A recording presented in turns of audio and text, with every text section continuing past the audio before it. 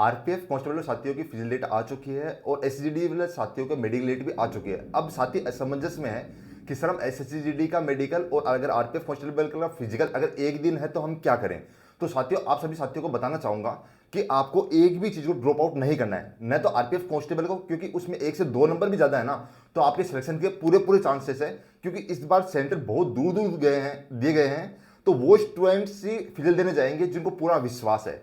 दूसरी बात, एसजीडी का मेडिकल साथ में है, तो वो स्टूडेंट फिजिकल देने जाएंगे जिनको ये लगता है कि हम हाँ 100% फिजिकल क्लियर कर जाएंगे, हमारा स्कोर अच्छा है। इसके बावजूद आप स्कोर कम होने के बावजूद भी अगर फिजिकल देने जाते हो तो आपके सिलेक्शन के चांसेस 90 to 99% बढ़ जाते हैं।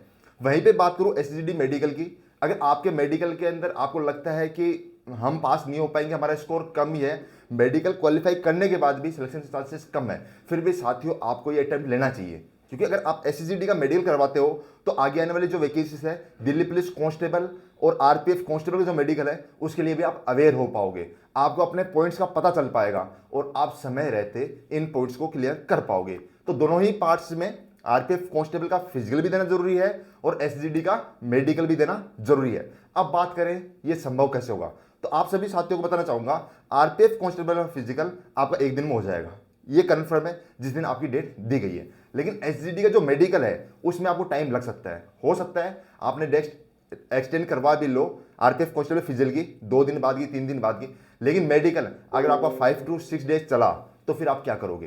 तो ऐसे सिचुएशन में आप सभी साथियों को एक मेल करनी है एसजीडी को, जिससे आप वहां पर अपना जो टाइम है मेडिकल का वो एक्सटेंड करवा सको।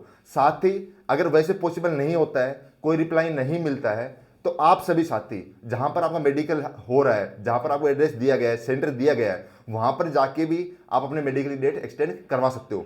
नॉर्मली आपकी डेट एक्सटेंड कर दी जाएगी, फिर भी किसी कारण से अगर एक्सटेंड नहीं की जाती है तो फिर आप कोर्ट के थ्रू भी अपनी जो डेट है वो एक्सटेंड करवा सकते हो, क्योंकि 2 एग्जाम्स एक साथ देना किसी भी कंडीशन में पॉसिबल नहीं है।